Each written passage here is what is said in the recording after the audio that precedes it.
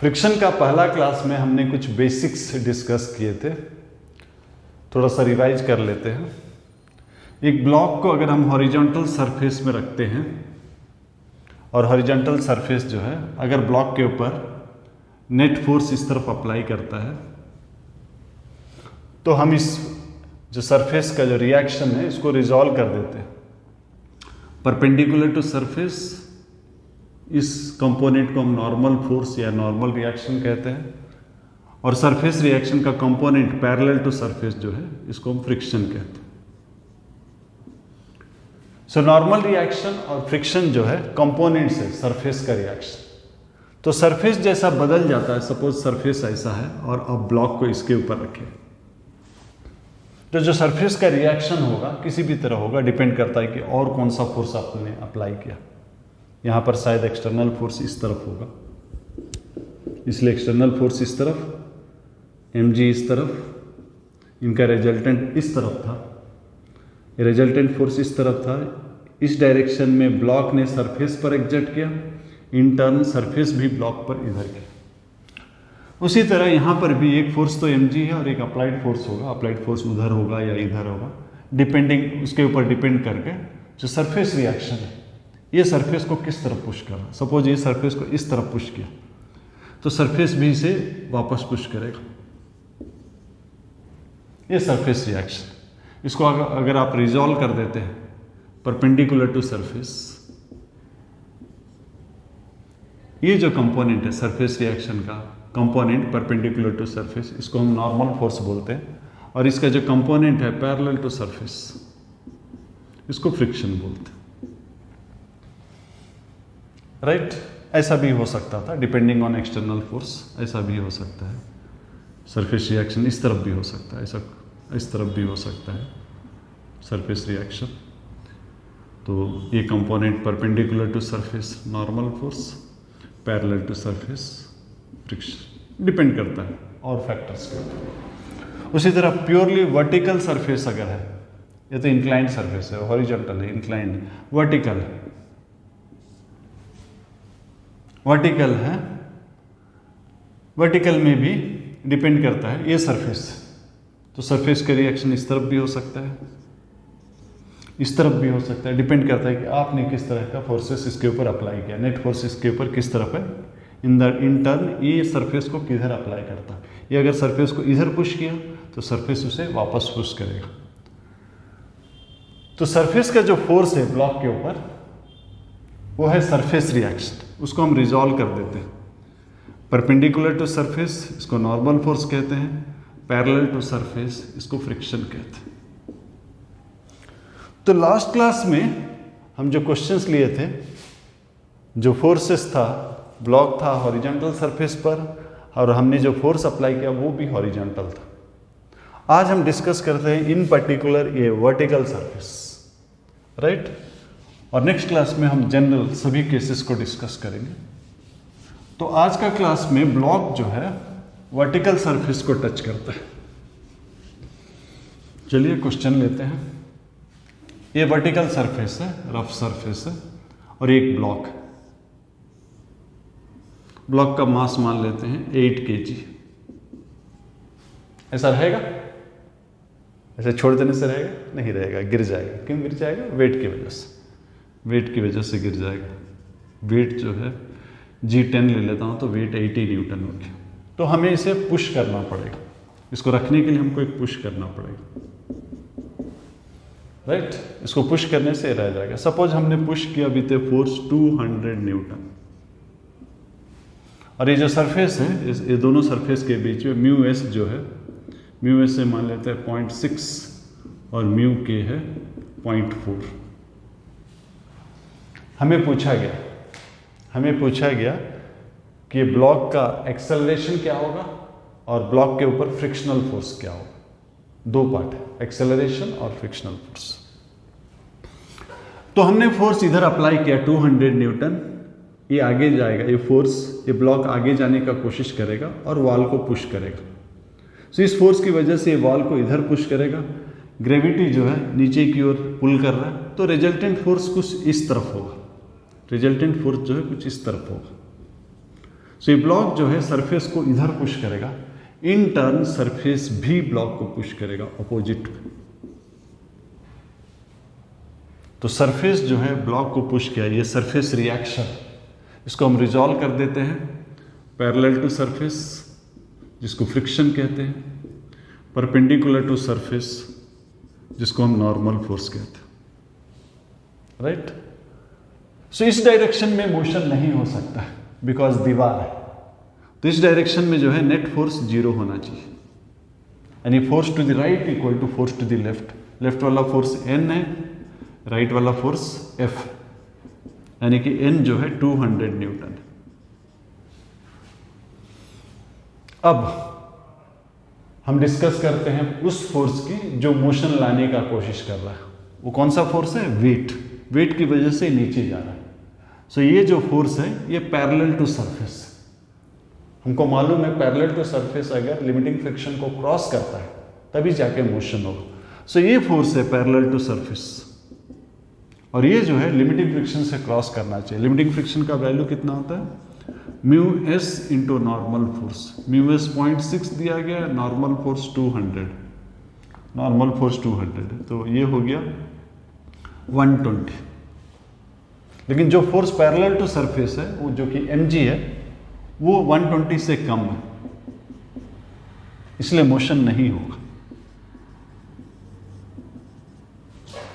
और अगर मोशन नहीं होता है तो नेचुरली एक्सेलरेशन 0 है और मोशन रेस्ट में है, मतलब downward force equal to upward force. So friction is equal to net force parallel to surface, that is mg, यानी कि 80 न्यूटन।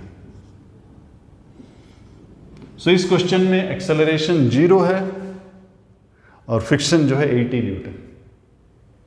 जो net force parallel to surface था वो mg है, वो लिमिटिंग फ्रिक्शन से ज़्यादा नहीं है, ब्लॉक मूव नहीं कर सकेगा।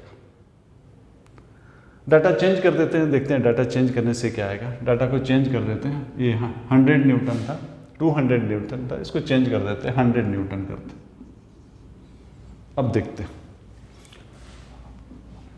अभी वही आर्गुमेंट होगा, पहला आर्गुमेंट सेम रहेगा।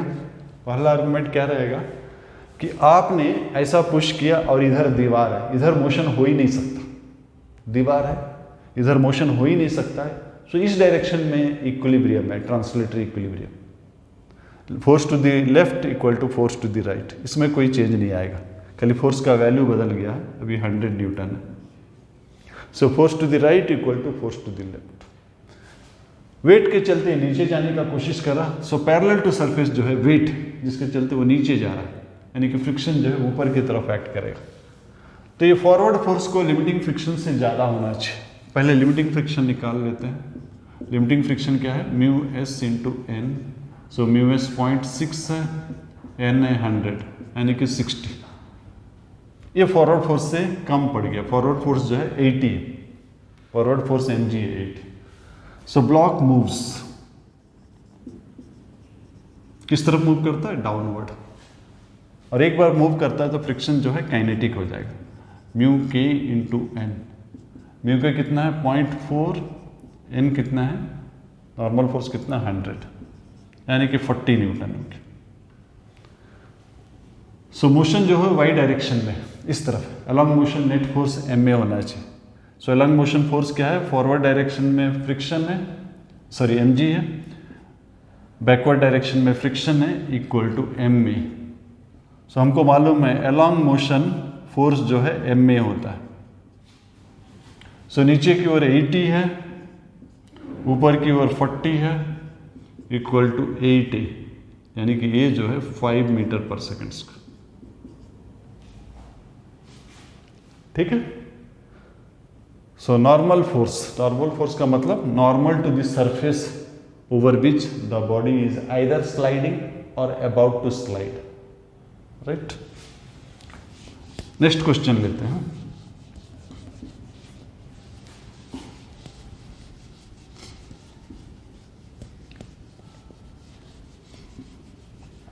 नेक्स्ट क्वेश्चन लेते हैं। ये वर्टिकल वॉल है, एक ब्लॉक है, ब्लॉक का मास 10 kg है, म्यू एस जो है 0.5 है, म्यू के जो है 0.4, राइट। और हमने फोर्स अप्लाई किया, फोर्स जो है मान लेते हैं कि 300 न्यूटन।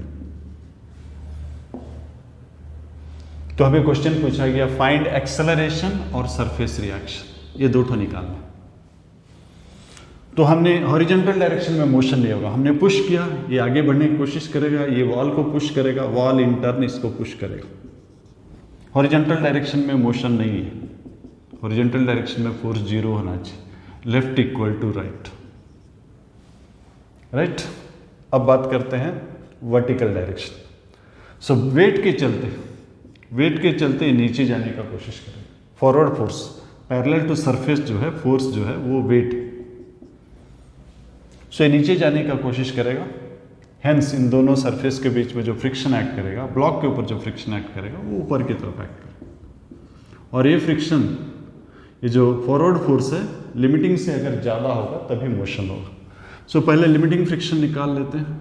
लिमिटिंग फ्रिक्शन जो है म्यू एस इंटू एन, जो कि 150 है, और ये जो है फॉरवर्ड फोर्स से ज़्यादा है। फॉरवर्ड फोर्स mg है, यानी कि 100 है, इससे ज़्यादा है। सो लिमिटिंग फ्रिक्शन फॉरवर्ड फोर्स से ज़्यादा है, नो मोशन, मोशन नहीं होगा। मोशन नहीं होगा मतलब एक्सेलरेशन कितना हो गया, 0, और forward force equal to backward force. So friction जो है फॉरवर्ड फोर्स के साथ बराबर हो जाएगा, यानी कि 100 न्यूटन। और हमें रिएक्शन मांगा इस बार। ये जो है वॉल को ऐसा पुश किया होगा, वॉल इसको वापस पुश किया होगा, ये मांगा गया आर आपको मालूम है n² plus friction square root over. कितना हो जाएगा, n कितना है, n है 300, फ्रिक्शन कितना है 100। सो आप 100 कॉमन ले सकते हैं, 3² 9 प्लस 1 10 रूट 10, ये 100 न्यूटन, ये रिएक्शन। ठीक है। अगर यहाँ पर म्यू वैल्यूज चेंज कर देते हैं तो क्या होगा, म्यू का वैल्यू चेंज कर देते हैं, म्यू एस का वैल्यू रख देते हैं 0.3, म्यू के का 0.2। अब क्या होगा, ये इक्वेशन में कोई बदलाव नहीं आएगा। इस डायरेक्शन में मोशन नहीं है, लेफ्ट इक्वल टू राइट। इस डायरेक्शन में जो है ट्रांसलेटरी इक्विलिब्रियम में left equal to right. Weight के चलते नीचे जाने का कोशिश करेगा, आपने इधर पुश किया, वेट इधर है, तो ये वॉल को ऐसा पुश करेगा, वॉल इंटर्न ऐसा पुश किया, राइट। तो मोशन होने के लिए फॉरवर्ड फोर्स लिमिटिंग फ्रिक्शन से ज़्यादा होना चाहिए। पहले लिमिटिंग फ्रिक्शन निकाल लेते हैं। लिमिटिंग फ्रिक्शन कितना हो गया, limiting friction mu S into N, mu S हो गया 0.3, नॉर्मल फोर्स 300, ये हो गया 90, तो ये 90 न्यूटन है, जबकि फॉरवर्ड फोर्स कितना 100 है। सो फॉरवर्ड फोर्स जो है ज़्यादा है लिमिटिंग फ्रिक्शन से, ब्लॉक विल मूव। और एक बार ब्लॉक मूव करने लगता है तो फ्रिक्शन का नेचर क्या हो जाता है, काइनेटिक। सो फ्रिक्शन जो है काइनेटिक हो जाएगा। म्यू के 0.2 इंटू नॉर्मल फोर्स 300, 60 होगी। So net force along motion is m into A. So net force along acceleration is m into A. Forward force है 100, फ्रिक्शन है 60, मास कितना है 10 a। सो ये कितना हो गया 40 10 4 मीटर पर सेकेंड स्क्वायर। और आपको रिएक्शन मांगा है, रिएक्शन होता है n² प्लस फ्रिक्शन स्क्वायर। सो n आपका 300 है, फ्रिक्शन कितना है 60। सो दोनों में 60 कॉमन है, 5² plus 1 25 plus 1 26, right.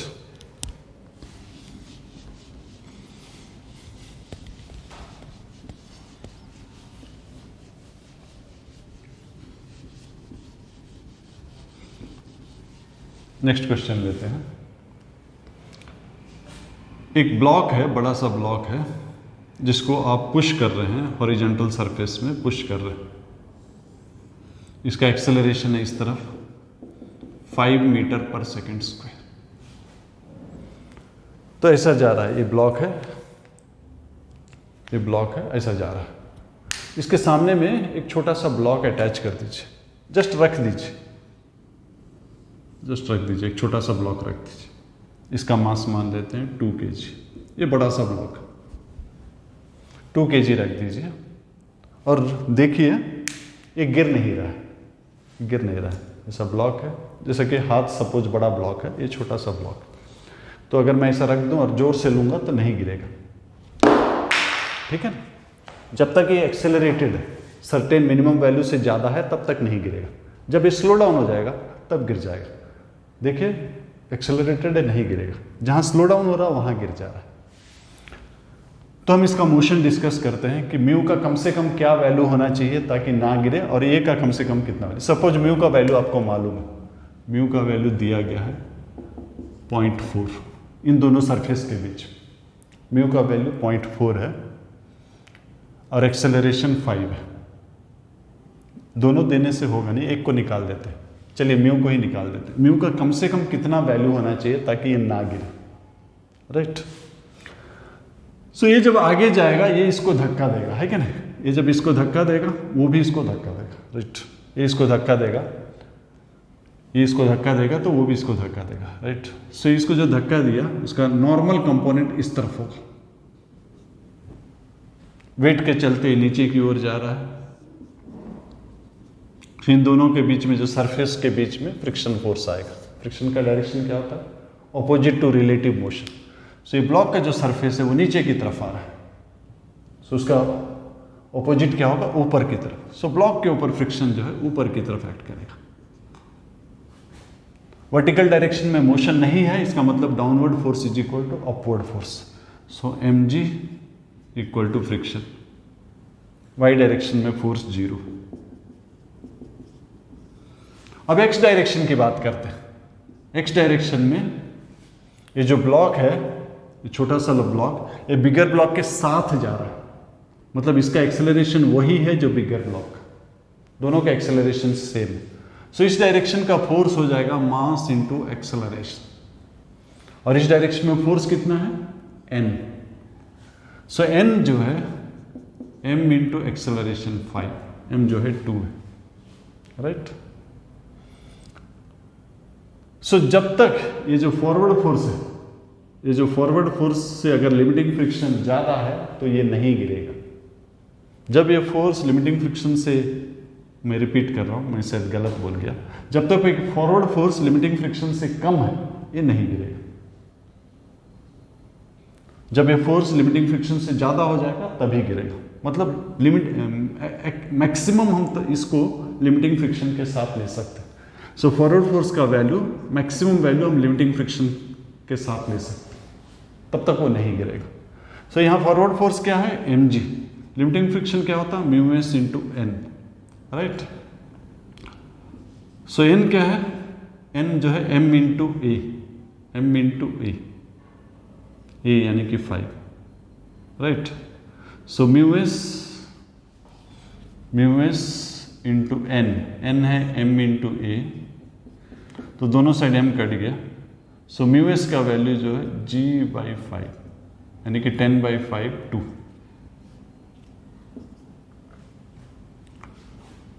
So mu का वैल्यू अगर 2 या 2 से ज़्यादा है तो ब्लॉक जो है नहीं गिरेगा, 2 से कम है तो गिर जाएगा। आपको लगता होगा म्यू हमेशा 1 से कम होना चाहिए, ऐसा कुछ नहीं है, म्यू 1 से ज़्यादा भी हो सकता है, राइट। तो फिर से मैं रिपीट कर रहा हूँ, वही एग्जाम्पल को मैं यहाँ दिखा रहा हूँ। ये एक सरफेस है, ये एक, राइट।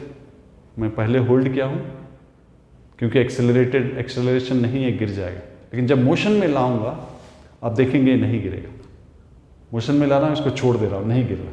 कब गिर रहा है, जब मोशन को मैं रोक रहा हूँ, एक्सेलरेशन को कम कर रहा हूँ, तब नॉर्मल फोर्स कम हो जा रहा है। जब ये नॉर्मल फोर्स के चलते मोशन हो रहा है, ये जो मेरा हाथ है इसको धक्का दे रहा है नॉर्मल फोर्स के चलते। एक सर्टेन जगह के बाद जब मैं इस एंड को पहुंच रहा हूँ तो एक्सेलरेशन इसका कम हो जा रहा है, यानी कि नॉर्मल फोर्स कम हो रहा है, तो फ्रिक्शन भी कम हो जा रहा है। सो फॉरवर्ड फोर्स जो है कि mg वो लिमिटिंग फ्रिक्शन से ज़्यादा हो जाता है तो ये गिर जाता है, ठीक है।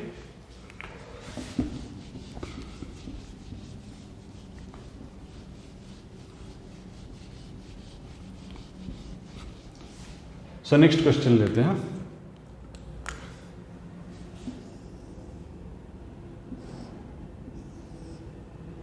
दो ब्लॉक्स लेते हैं, दो ब्लॉक्स, इसके बीच में एक ब्लॉक को फिक्स कर देते हैं।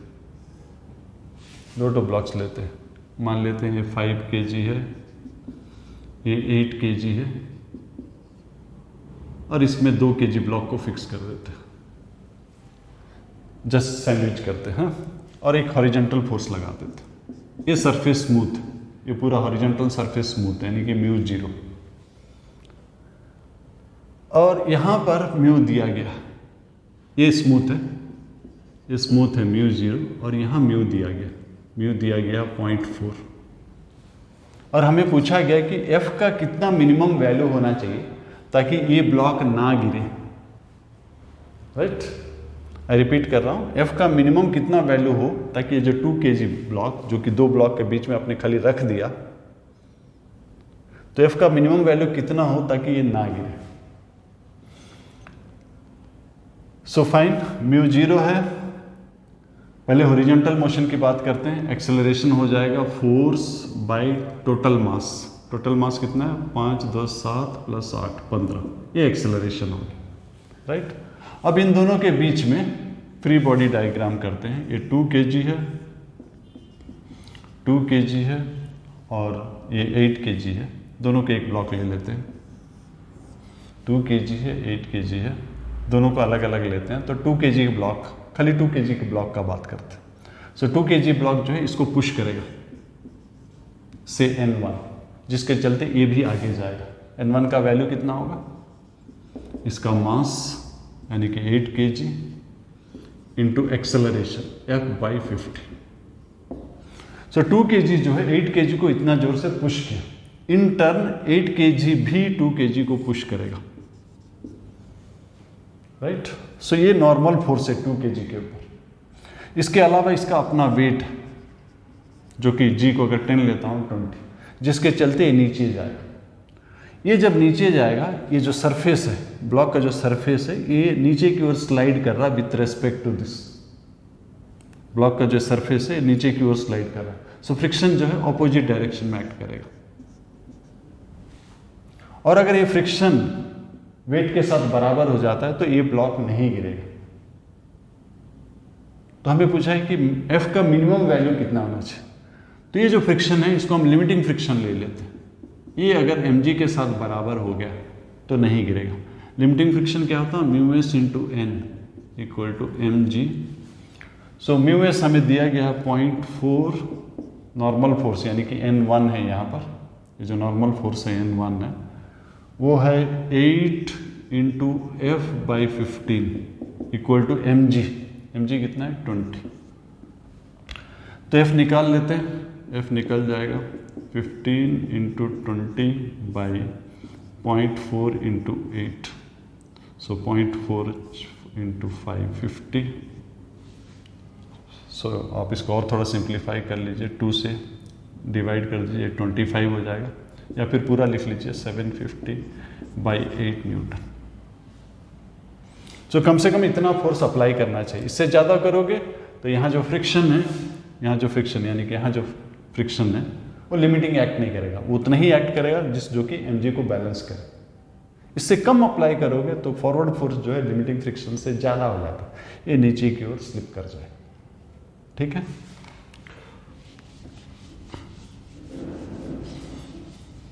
सो ये वर्टिकल मोशन का क्वेश्चंस था। एक दो क्वेश्चन थोड़ा अलग करते हैं। एक क्वेश्चन कुछ इस तरह से है, एक ट्रक है, एक ट्रक है, राइट, और ट्रक जो है एक्सेलरेट कर रहा है से 4 मीटर पर सेकेंड स्क्वायर। इसके ऊपर आपने एक ब्लॉक रखा है।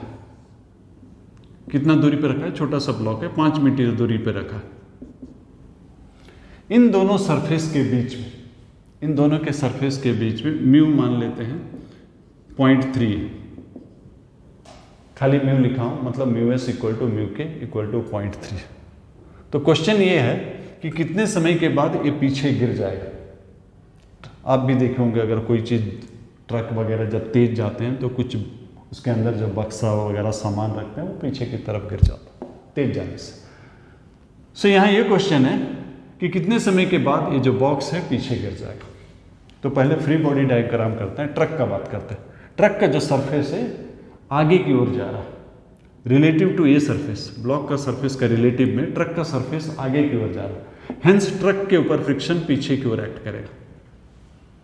ट्रक का सरफेस रिलेटिव टू ब्लॉक का सरफेस आगे की ओर जा रहा है, हेंस ट्रक के सरफेस पर पीछे की ओर एक्ट करेगा, यानी कि ब्लॉक के ऊपर आगे की ओर एक्ट करेगा। याद कीजिए फोर्सेस हमेशा पेयर्स में होते हैं, इक्वल एंड ऑपोजिट।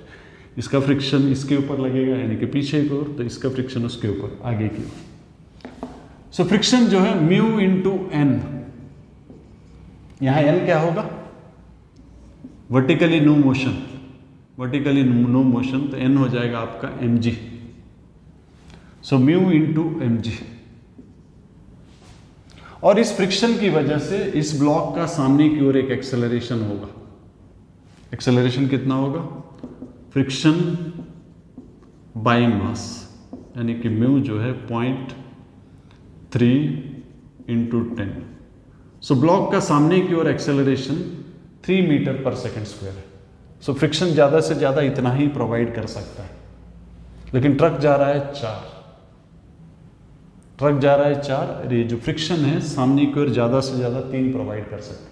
मतलब इसका जो एक्सेलरेशन है relative to truck, block relative to truck जो है 4 - 3, 1 किस डायरेक्शन में, पीछे की ओर, पीछे की ओर। ट्रक जा रहा है 4, ब्लॉक जा रहा है 3, ब्लॉक कम जा रहा है, मतलब हर सेकेंड में ब्लॉक पीछे आ जाता हो। सो ब्लॉक अगर रिलेटिव टू ट्रक 5 मीटर पीछे आ जाता है तो ब्लॉक नीचे गिर जाएगा। ऐसा रिलेटिव ले रहा हूँ, you R T plus half A R T square, constant acceleration वाला इक्वेशन। ये 5 है, इनिशियल रिलेटिव वेलोसिटी सेम होगा, वेलोसिटी सेम होगा यानी कि रिलेटिव 0 होगा, रिलेटिव एक्सेलरेशन 1 है, टी स्क्वायर यानी कि टी कितना निकल गया, √10। सो √10 सेकेंड के बाद ये ब्लॉक जो है पीछे की ओर गिर जाएगा, राइट। तो यहां पर आप देख रहे हैं ये ब्लॉक का जो मोशन है फ्रिक्शन की वजह से हो रहा है। तो आप में से कई सोच रहे हैं फ्रिक्शन जो है अपोज करता है मोशन को, नहीं ऐसा नहीं है। फ्रिक्शन मोशन भी प्रोड्यूस करता है, डिस्ट्रॉय भी करता है, प्रोड्यूस भी करता है। फ्रिक्शन जो है अपोजिट टू रिलेटिव मोशन होता है, नॉट मोशन। रिलेटिव मोशन का अपोजिट है। सरफेस जो है रिलेटिव टू दैट आगे जा रहा था तो सरफेस के ऊपर पीछे, जबकि ब्लॉक का सरफेस के ऊपर आगे है। पेयर्स में हमेशा एग्जिस्ट करता है। एक क्वेश्चन और ले लेते हैं।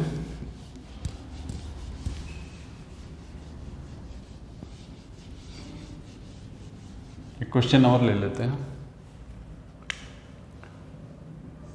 एक टेबल है, टेबल टॉप है, इसके ऊपर आपने एक चेन रखा है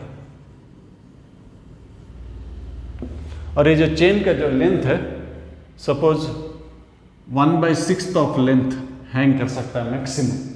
उससे ज़्यादा अगर आप हैंग करेंगे तो ये स्लिप हो जाता है, बाहर निकल जाता है। तो चेन का लेंथ L है, लेकिन ज़्यादा से ज़्यादा length which can be kept over hanging is 1/6, L/6।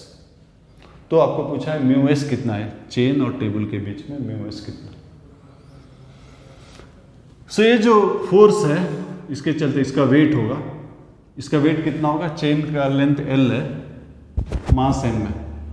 So length L का मास अगर M है तो L/6 का मास कितना होगा, mass per unit length into length. So इसका मास M/6 हो जाएगा। सो इसका वेट जो है वो forward force M/6,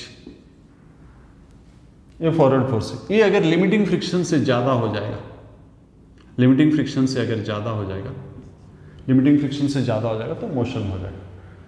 limiting equilibrium के लिए हम ले लेते हैं ये forward force is equal to limiting friction. So forward force is equal to limiting friction. Forward force क्या है, mg/6। लिमिटिंग फ्रिक्शन क्या होगा, μs इंटू नॉर्मल फोर्स। सो यहाँ का नॉर्मल फोर्स जो है इसका वर्टिकल इक्विलिब्रियम है, नॉर्मल फोर्स जो है इसका वेट होगा, और इसका वेट कितना है, इसका मास हो गया m/6, तो इसका मास बाकी हो जाएगा 5m/6 इंटू जी। सो यहाँ mg दोनों साइड कट गया, 6 भी कट गया, म्यूएस हो गया 1/5 यानी कि 0.2, राइट। सो आज हमने कुछ और क्वेश्चंस किया फ्रिक्शन के ऊपर ताकि आपको फ्रिक्शन का वो फील फैक्टर आ जाए। नेक्स्ट क्लास में हम कंटिन्यू करते हैं।